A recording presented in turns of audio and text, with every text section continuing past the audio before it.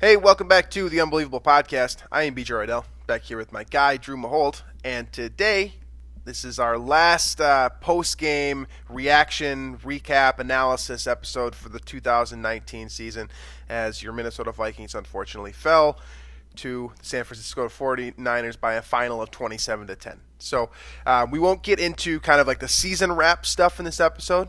Today we're primarily just going to be talking about that game, what went wrong for the Vikings, and maybe a few things that went right, if we can think of any. I personally can't right now, but maybe Drew can. And then we will talk a little bit about the coaching changes that are kind of in the works, and I'm sure that'll be a hot topic for the beginning of this offseason here. A little bit of a scheduling update too. This will be the last week where we'll have episodes on Tuesday and Thursday of the week.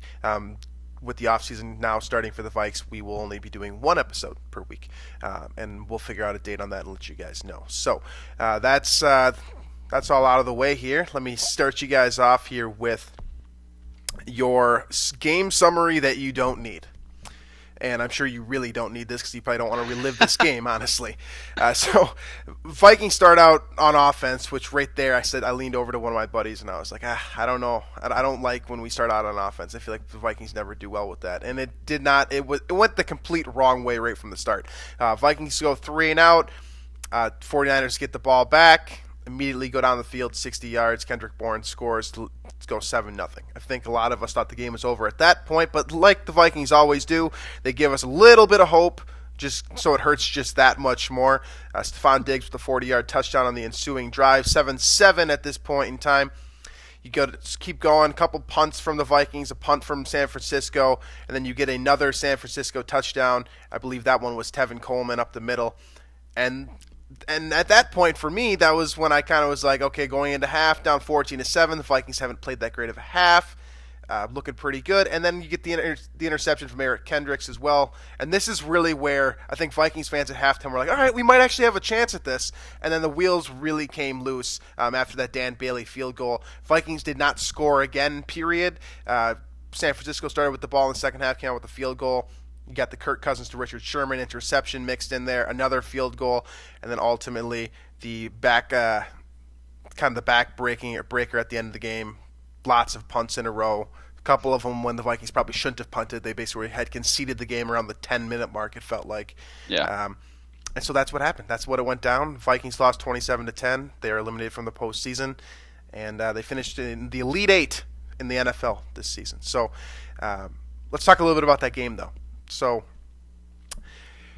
offensively, the Vikings did not do a whole lot. Let's just start there, okay? Yeah. The offense was definitely the problem for this game, for this team, and it hurt them in a number of different ways. Obviously, when you're not putting up points, that hurts.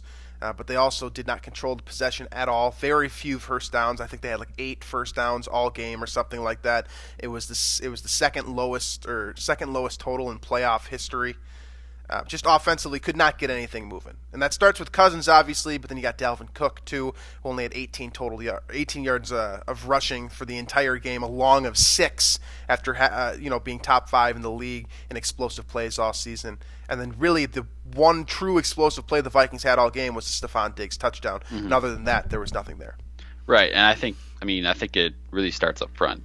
We talked a lot in the preview about how scary the Niners defensive front was compared to the Vikings offensive line. And, the Vikings offensive line performed so admirably in New Orleans and really helped them get that win. And you kind of wondered, could they replicate that performance against probably a better unit, for sure a better unit in San Francisco. And they just got manhandled the entire game, both against the run with the run and the pass.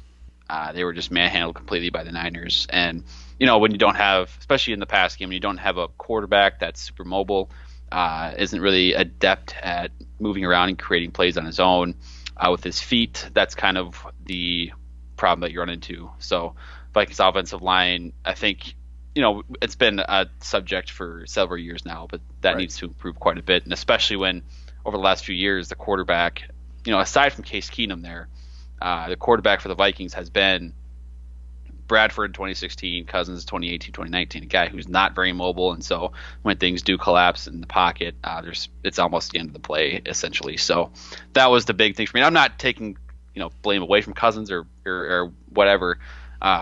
It's just that I think that that was the major difference that to me that I saw between the Saints game, where the Vikings were able to sustain some drives, get some first downs, and then the Niners game where they were just completely shut down. Absolutely, and the now departed Kevin Stefanski also had a role, definitely, in this offense not being able to get going.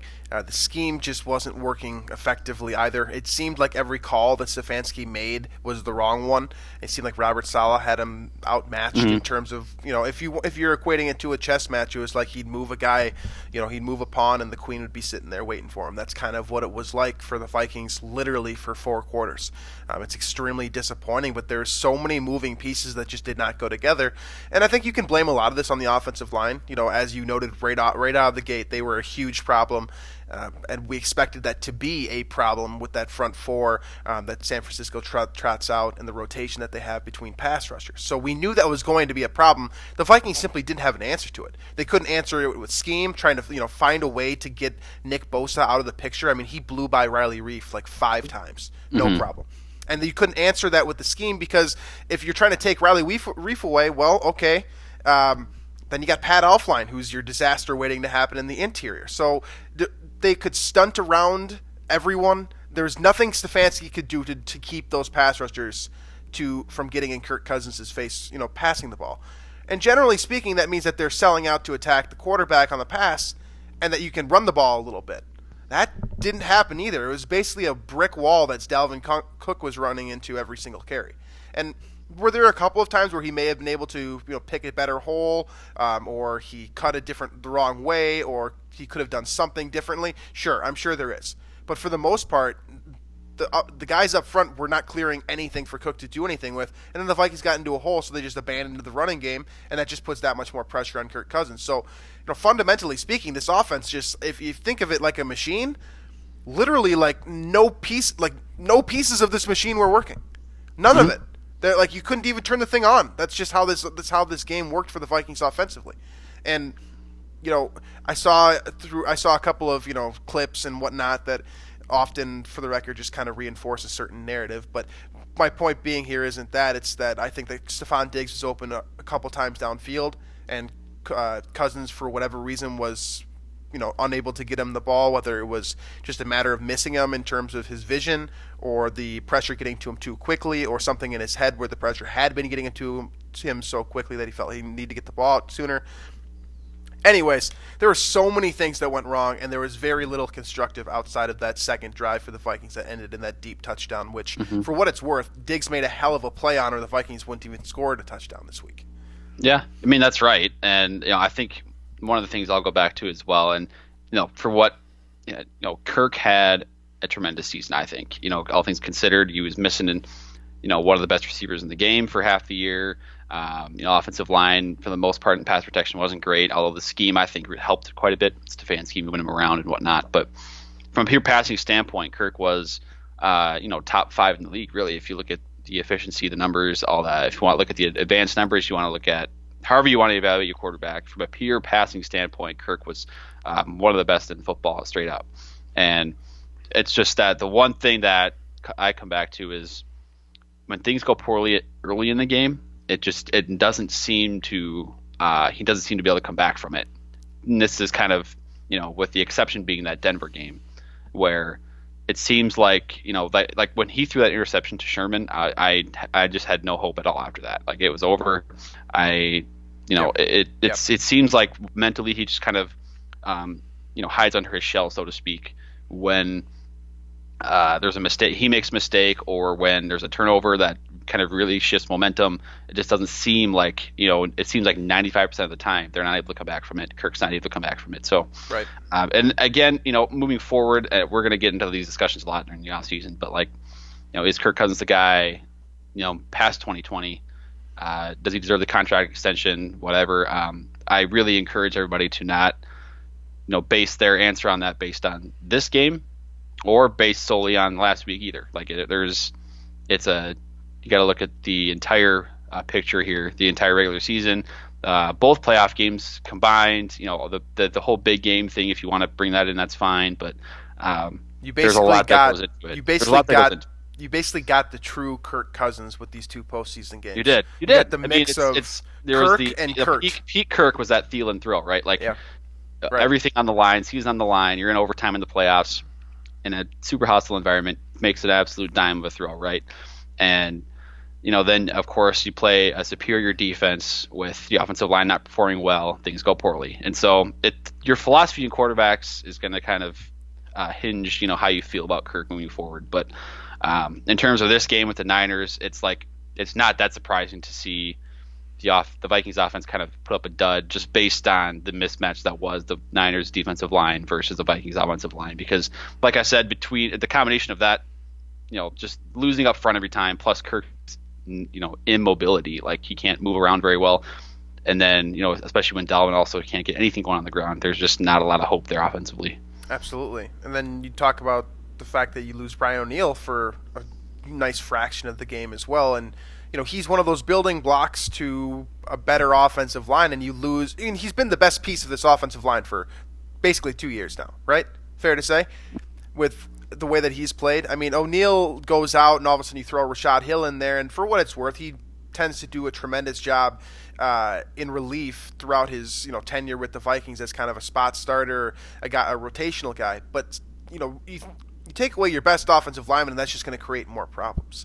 And that's obvious. You don't need to hear me say that. That's just how it is. And so the Vikings were really just in a hole, right from the start, in my opinion. And that offensive line just could not do anything next to what the Vikings needed. And for what it's worth, when the offensive line did have a good snap, then you've got San Francisco's coverage playing to as good as it did, all season long.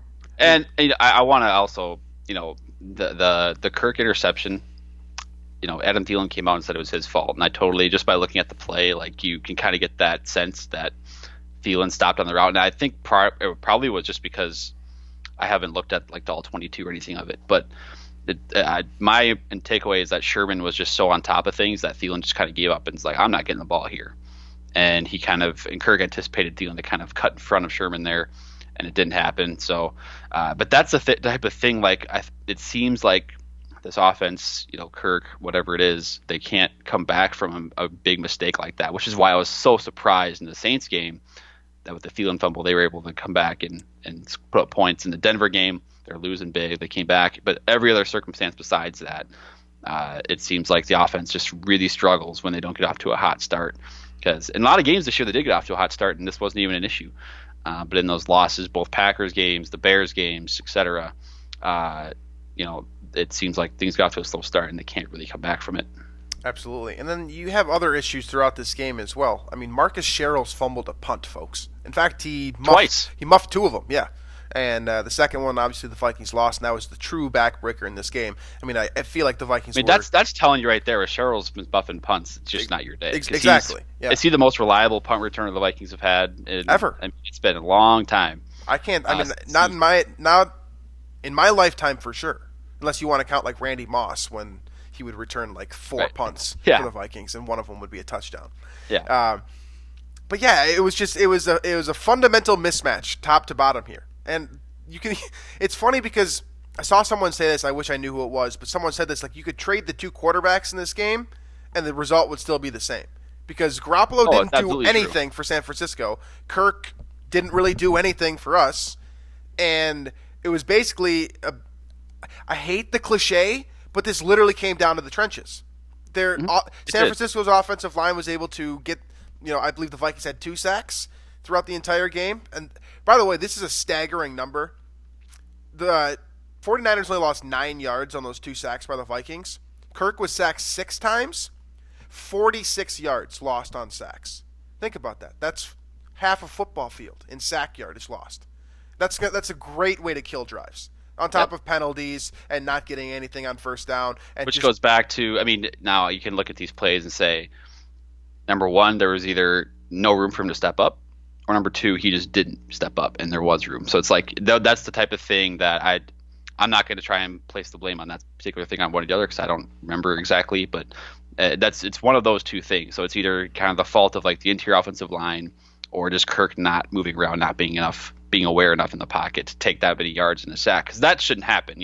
Your sacks shouldn't be for 7-8 yards.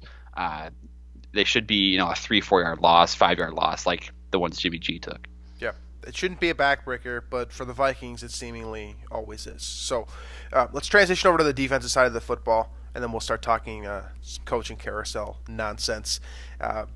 Overall, defensively, I thought the Vikings actually played a pretty good game. They did.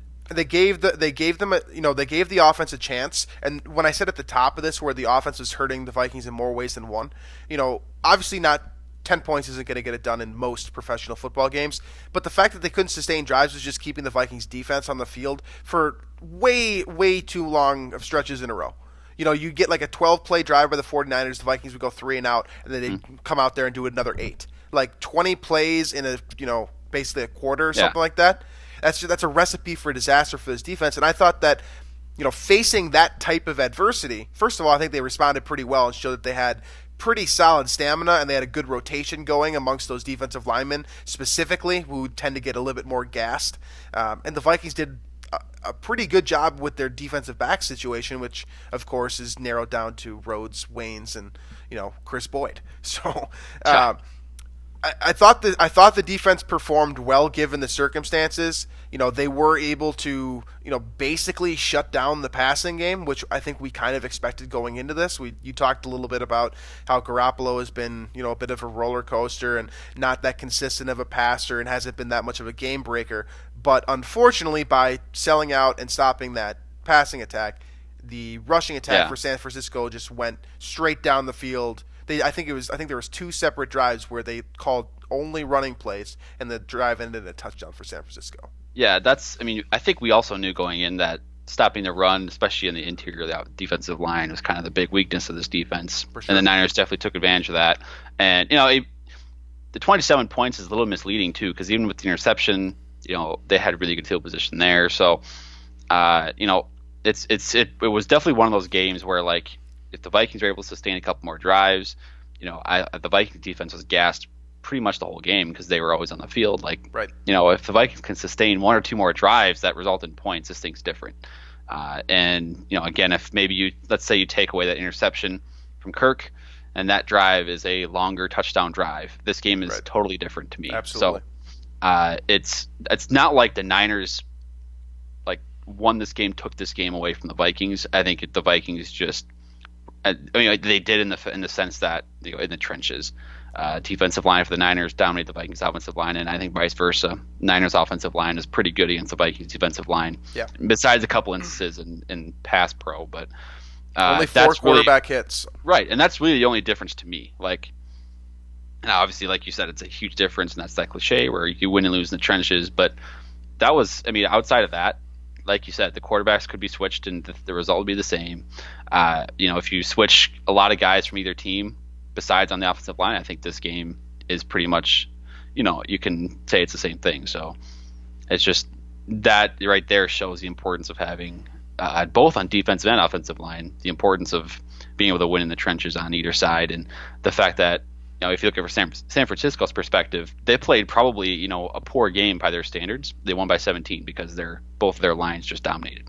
Absolutely. So you can just see the difference that it makes. And Vikings fans remember what it's like to have a good offensive line. It feels like a long time ago now when you actually look at it. When was the last time? Probably 2009 when probably the Favre era. Yeah, you had McKinnon, Hutchinson, Burke, or John Sullivan. That was kind of the. Both were very good, obviously. There. That was probably it, right? And you have Phil Loho at right tackle, too, for that long stretch. Right. That unit was good. Like, Brett Favre had so much time. Remember complaining about Charlie Johnson? Like, it was just one guy. We're just like, my God, Charlie Johnson is trash. And now it's literally week in and week out. You can make a case for, someone being awful, whether it's Reif, Elflein, Bradbury, who's really had an interesting rookie season. I'm sure that's something we'll dissect.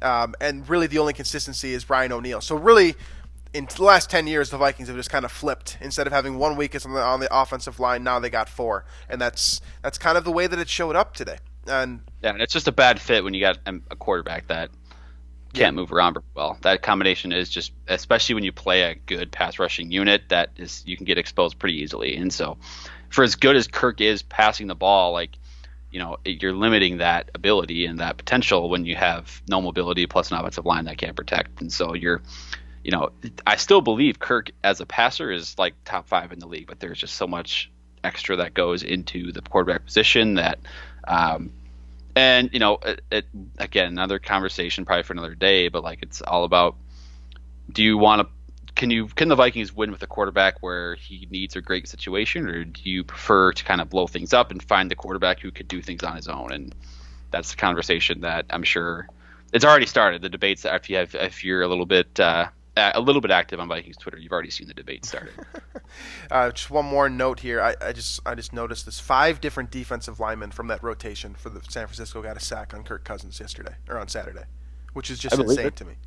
Even Solomon Thomas, who I trashed on the preview podcast, which I guess anyone that I trash on, yeah, that's kind of how it works. I think it's funny that we tried to split this up, half offense, half defense, and then we talked about the Vikings defense for like 4 minutes, and then we went back to the Vikings offense, which I think it's telling though, because like the Vikings defense performed pretty much how we expected. You got your Danielle Hunter sack. He was in the backfield consistently. He had a couple quarterback hits as well.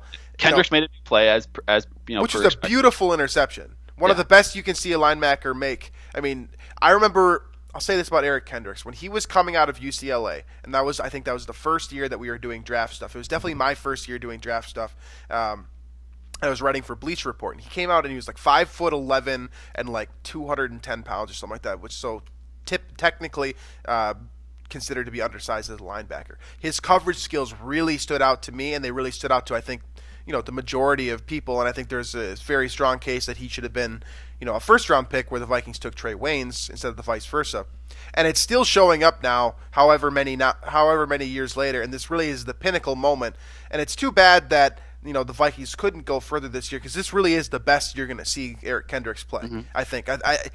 You might get a couple more good years of this, like this style and this level of excellence, but this is probably the peak of his entire career.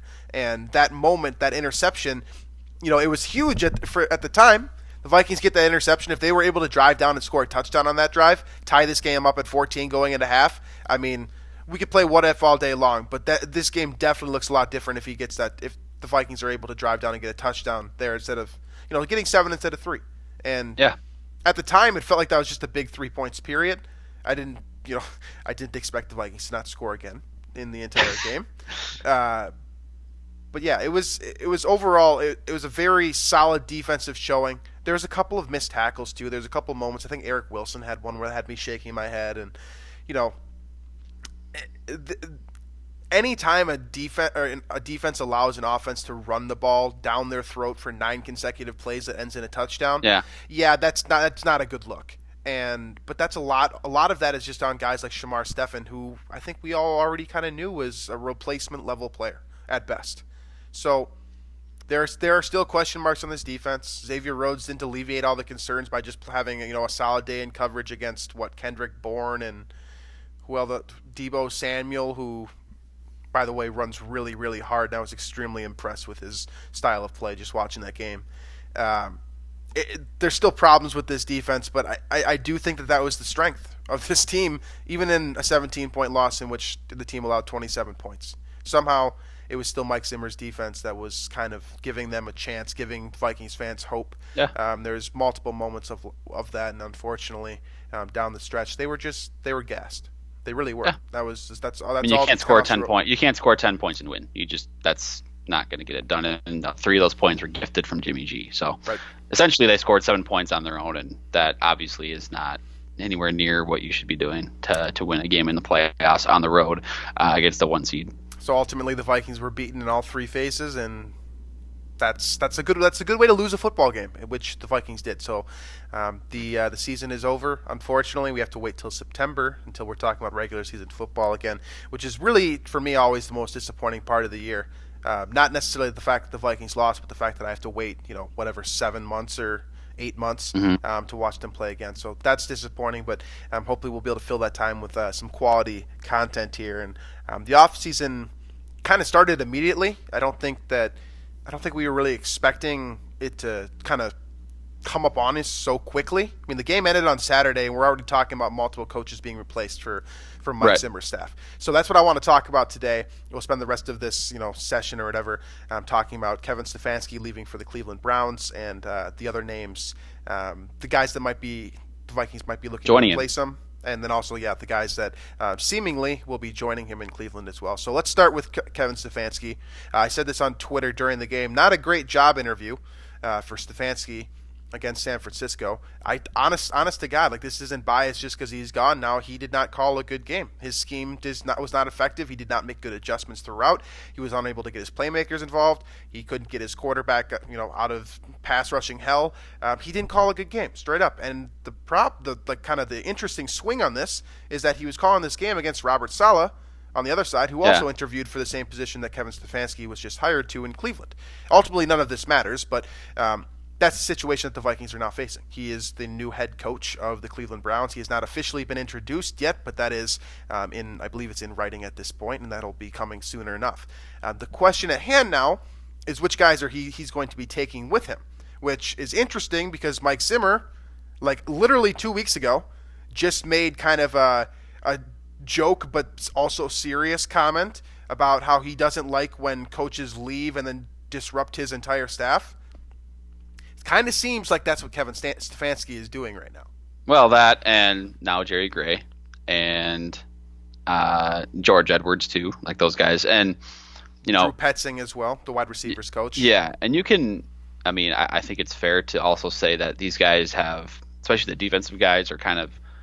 They have probably earned a shot at a bigger role. Oh, for sure. And there's just nowhere. The fact that Zimmer is the head coach and that defense has been so consistent, and there's just not room to be promoted. There hasn't been, right? Edwards has gotten some head coach interest over the past few years, but nothing's come of it.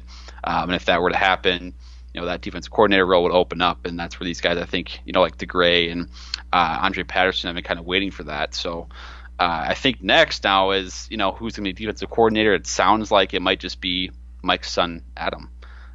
Stepping in.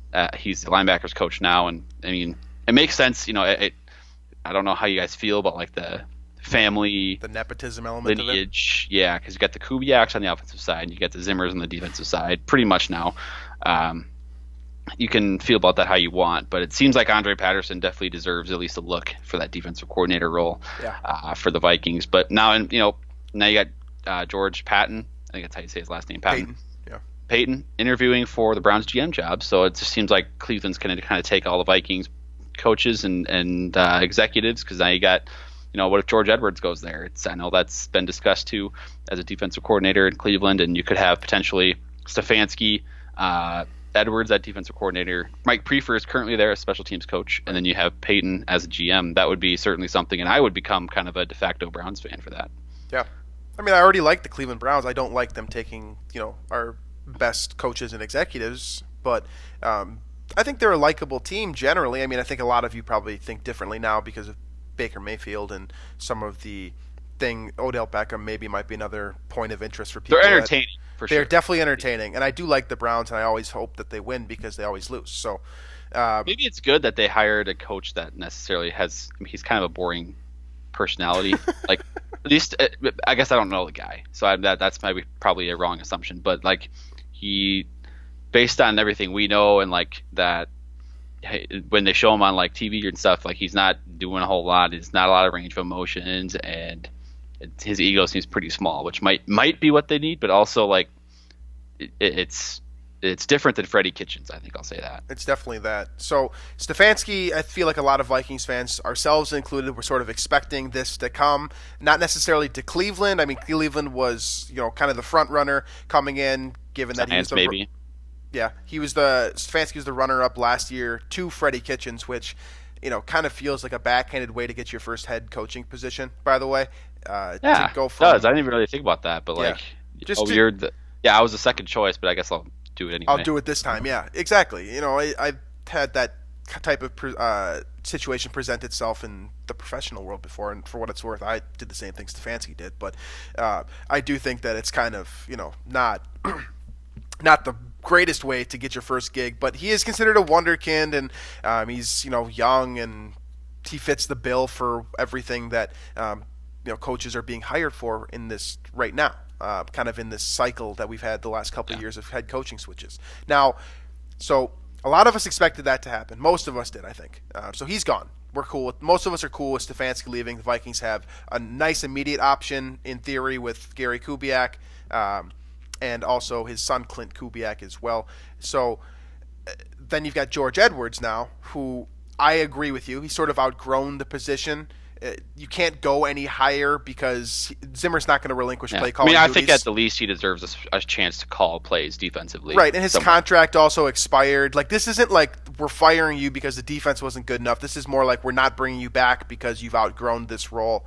And I think he also just wants that chance, For sure. He definitely has outgrown it as well. His potential is limited in Minnesota, and that goes for Jerry Gray, and that goes for Andre Patterson too. I guess before Edwards left, it was the same thing where these guys were, as long as that D coordinator position was filled by a guy that was doing it well, and you have a defensive head coach, it's just limited by its nature. And so these guys are, I think, they're just. It's not necessarily the Vikings trying to get rid of them. It's just they want to. They want a bigger role. Yeah, they want more opportunities. They want to make more money. I mean, who doesn't want those two things, right? Opportunities and money. That sounds like a recipe for a good life, generally speaking. So, okay, so George Edwards leaves. I can stomach that. We've broken that down. It makes sense why he'd want to go. Okay, so he's gone. Stefanski's gone. This is where I start to have a problem. I did not want to lose Jerry Gray. Now, for those of you who are not deep into coaches, as you probably shouldn't be, you kind of have to be a bit of a nerd to be really deep into like position coaches for teams. Jerry Gray has been with the Vikings since Mike Zimmer was hired in 2014. He's a defensive backs coach. He has been one of the best in the league, over that span. So it's been about 6 years now. So he's developed guys like Xavier Rhodes. He's gotten the best out of other players who really were well over their head. You think about the early corners in Mike Zimmer's tenure, and for whatever reason, the Vikings defense was able to shift from being a awful defense from when he took over to being a quality defense by year 2. Yeah, that you can thank Jerry Gray for a lot of that development. Thank him for Anthony Harris as well, safety. Harrison Smith, the way that he's played. I know that Smith was here before even Gray was here, but point being, hell of a defensive backs coach. And this was a guy that I always thought had defensive coordinator written all over him. I thought he was let's just be real here. George Edwards doesn't rank very high in terms of my vision of who the best defensive coaches are on the Vikings. Generally speaking, I think Zimmer, Patterson, Jerry Gray, then George Edwards. So I could stomach Edwards leaving, but I wanted to see Jerry Gray retained. But again, this is, like you said, there's not a whole lot of... You can be named defensive coordinator and you can make more money in that title, but maybe Jerry Gray is looking to call plays. I don't think he did a poor job. Too, the way the timeline worked, Edwards left, 12, 24 hours, like somewhere in there, hours before the Jerry Gray news came out. So I'm assuming what happened was Gray was like, can I be the defensive coordinator now? And I think the Vikings probably have given the name of who that's going to be, and it wasn't Jerry Gray, or they've kind of said they have a couple of guys in mind. You're kind of low on our list, whatever the case may be. And so he's like, all right, I'm out of here. I want to see if I can get something else. I think that's probably what happened. And because, like you said, he's been good. He's been extremely good. Defense has been, top 5, top 10 annually for 5-6 years now. And a lot of that is due to Harrison Smith being elite, and now Anthony Harris being elite. Xavier Rhodes had 2 to 3 exceptional seasons. Trey Waynes had a really good 2017 season. You can go on and on with their defensive backs over the years, but Jerry Gray's been that guy who's been kind of installing that, with these defensive backs in Zimmer's system. So I don't like it, but that's the way the business goes, and now you kind of have to replace those guys, replace those roles, and find somebody too that will, work at that role with the commitment that Gray did under Zimmer, which, I don't think that's easy to find. So let me ask you this. I think I already know the answer based off of your previous responses to this line of, questioning, I suppose. Do you buy into the scapegoat theory at all? That Jerry Gray and George Edwards are the scapegoats for the Vikings season, essentially? Or do you think that, or are you sticking with the idea that they left because it was just I don't think it's one of those where Zimmer Because there's ideas being thrown out there, right? I think, right. Well, I mean, for me, I think it's just these guys wanted a better opportunity. That's what I think too. And I mean, there's other theories out there, like, you could say, well, it's either Zimmer. I think I saw someone today say something like, the ownership went to Zimmer and said it's either you or your staff. Right. I saw that too. Change. Yeah. Something like that. There's ideas out there. I really just think these guys just wanted a better opportunity, and they saw their potential. Minnesota was limited just because of how successful this defense has been year in, year out, and you have a head coach that's defensive, and so by it's that nature, you're limited in the roles that you can be promoted in with this team. Right. So I think that's what it comes down to, and I think there's also maybe part of them too that realizes and maybe thinks, looking at this roster, looking at the cap space situation, which is terrible. I'm thinking, well, this team, probably will regress next year. There's a good chance of that based on, you're going to lose a lot of key players, I think, just because you need to clean cap space up. I think, they maybe have seen, okay, this team's window or peak or whatever is kind of falling away now, and I need to go maybe find a team, find a situation that's maybe on the come up versus one that's on the decline. For sure. So to recap here, the Vikings have now lost Kevin Stefanski, their offensive coordinator, George Edwards, their de facto defensive coordinator, Jerry Gray, their defensive backs coach. Also, the wide receivers coach, Drew Petzing, is officially gone, or he has said that he's not returning to the Vikings. That's just a bunch of expiring contracts leaving. Nobody was fired, by the way. Ultimately, it seems like all of those guys might join Stefanski in Cleveland, or at least Edwards and the wide receivers coach Petzing. That's how it sounds as of right now, and that leaves in Minnesota. Let's talk about how those roles will be replaced now. The position groups are a little bit more, in my opinion, they're a lot more difficult to predict because position groups tend to come from all over the place. Yeah. I don't have any hot name for the Vikings wide receivers. I've got a name for DB's coach, potentially. So defensive coordinator, reportedly, it's not set in stone yet, but it will be filled by Adam Zimmer, like you said, the linebackers coach and Mike Zimmer's son. You've also got the offensive coordinator slot open. So let's say defensive coordinator is closed.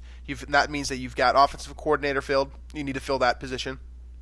You need to fill defensive backs, and you also need to fill wide receivers. So hit me with what you would do with Jerry Gray's absence. Well, so now this is, again, I don't even know if this person would be interested. I know that they've helped in the past with coaching and whatnot, but Terrence Newman is the name that I had been thinking of. They actually just tried him out to be on the roster. I saw that, yeah. But I know did he coach a little bit last year? Yeah. Or something. He was on the coaching staff. Last year, yes. But that's a guy that, he has worked with Zimmer 3 different stops now. I think Dallas, Cincinnati, and Minnesota, clearly very familiar with what Zimmer likes out of his defensive backs. So that's the first name that comes to my mind now. I don't know if he's interested in coaching or not. I have no idea. But the fact that he has taken an interest in a coaching role before, I don't know. That's the first tree I guess I'd bark up for defensive backs coach. But then offensive coordinator, I think you just stick with, you I think promote Clint Kubiak probably to that role, just because I'm so sick of the turnover and everything. Getting a new offensive coordinator every single year, it's not easy on your quarterback, and when you're Zimmer paying also the guy, noted that as well. Right, and when you're paying the guy $84 million to be the face of your franchise, the last thing you want is to have an additional complication there in terms of learning a new system, new language. I just promote Clint Kubiak, although there are some good options out there. Pat Shurmur has been talked about. He's apparently gone to Denver though, which eliminates. That was my personal favorite. Okay. See, I didn't even like that, to be honest. I think you just promote Clint Kubiak to that. You've also got Jay Gruden out there who. Okay, I want to note this real quick. So for those of you listening that are believers in bringing in Jay Gruden to be the offensive coordinator, your thinking is fair and it's rational.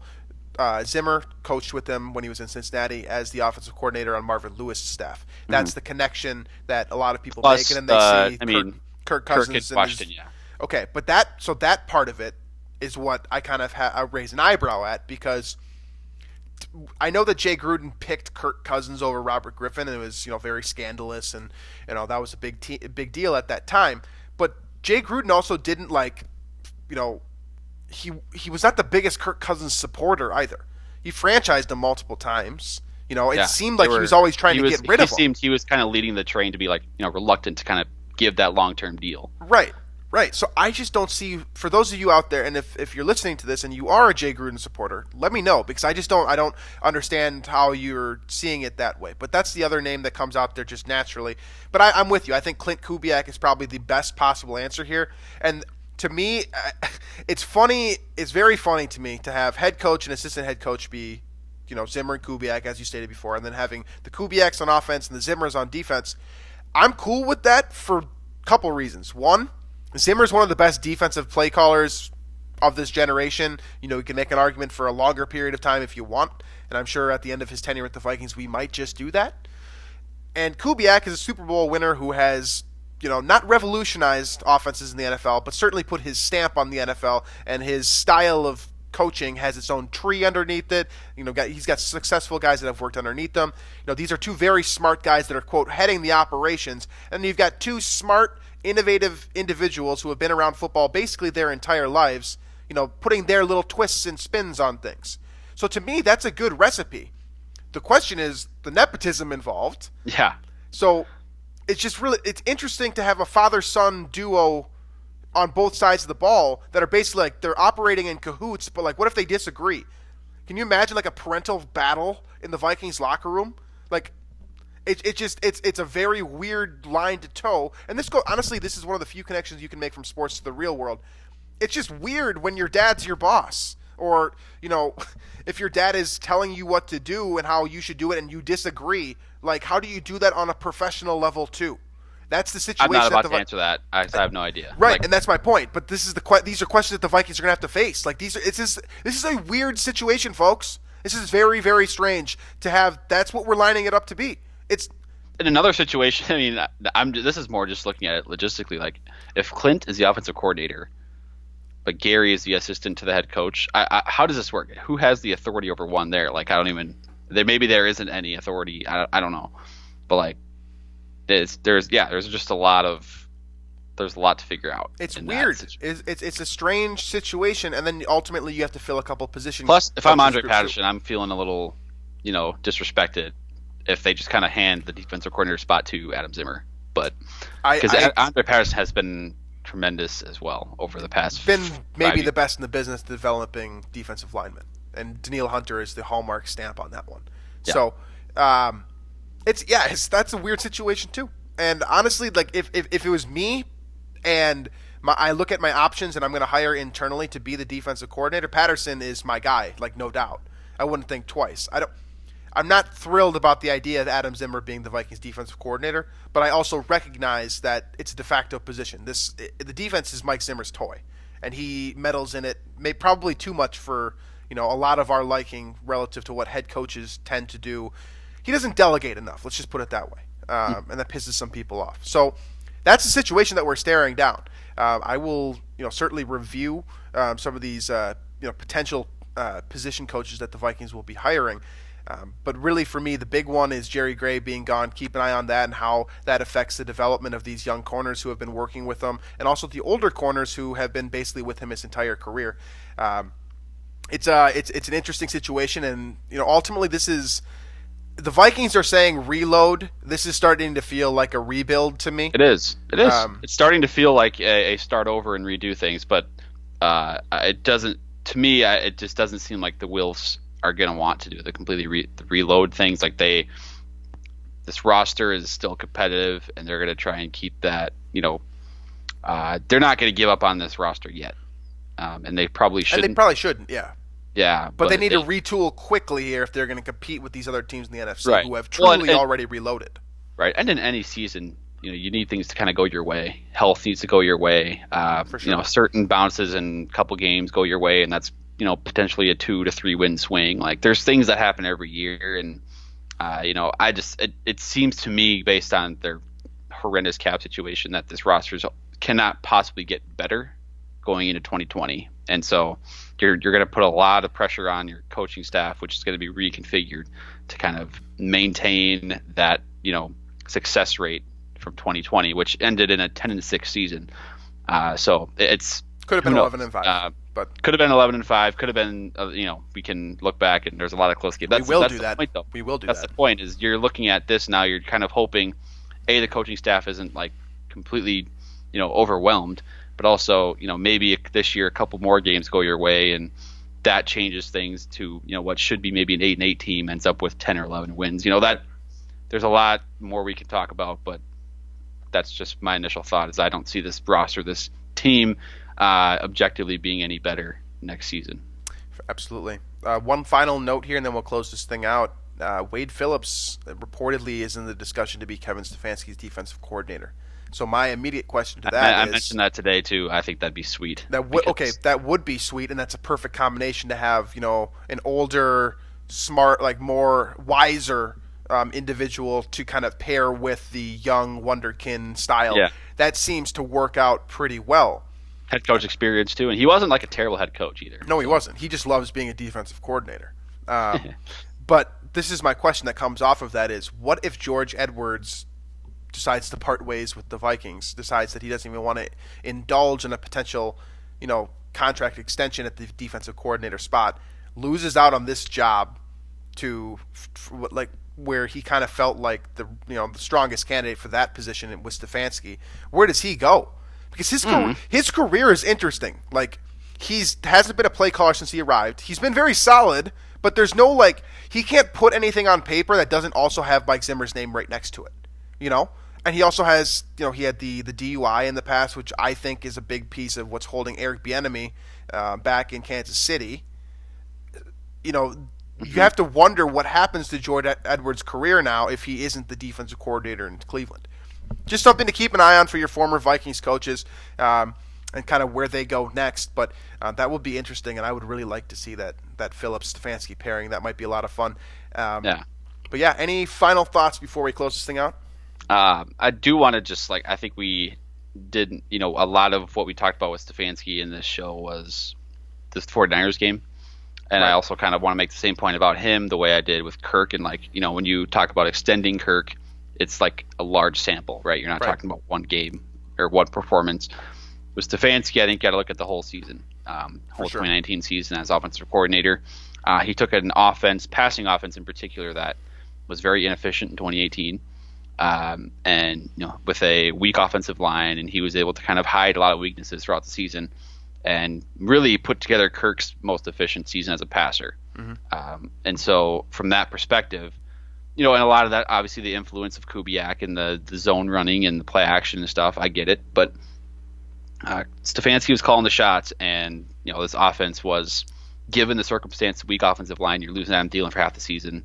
All things considered, it's pretty stellar what he did. He did a really nice job. So for sure. He deserves that chance. I think he probably deserved it before, honestly, because the fact that he's able to survive Childress, Frazier, and then into Zimmer, and stick on the staff like that doesn't happen very often. Not just stick, but move up within the staff. Right, and move up. That doesn't happen very often. It's pretty impressive. So there's something that he's doing right. He's got the right mannerisms, the right people skills, whatever it is, that seems to, that more than just one coaching staff seems to like. So I think he'll do pretty well in Cleveland. And I'm really rooting for the Browns to kind of, finally make that jump in 2020. But the jump can't be so big though. Don't win a Super Bowl. That would piss me off. That would piss a lot of us off, I think. But win 9 or 10 games, get in the playoffs. Maybe win a playoff game, something we've done before. Just no Super Bowls. But all right. That seems fair. But yeah, congratulations to Kevin Stefanski. That's awesome, and he definitely deserves it. And he took this offense to new heights. And there's a reason why we're talking about maintaining stability on offense as opposed to resetting everything and starting over with a completely different offensive scheme. It's because he did do such a great job throughout this offensive season for the Vikings. So that's all we got today, folks. As always, you can find us on iTunes, Stitcher, Google Play, pretty much everywhere that you get your podcast for the most part. Make sure to leave a comment or your thoughts in the Daily Norseman section below if you're listening to this through there. You can also watch us on YouTube and like and subscribe on there as well. So, like I said at the top, we'll be transitioning to our off-season show beginning with this next episode on Thursday, and then next week's schedule will be a little bit different, and we'll update you on that later on this week. So, thanks as always for listening, and we will catch you guys later on this week.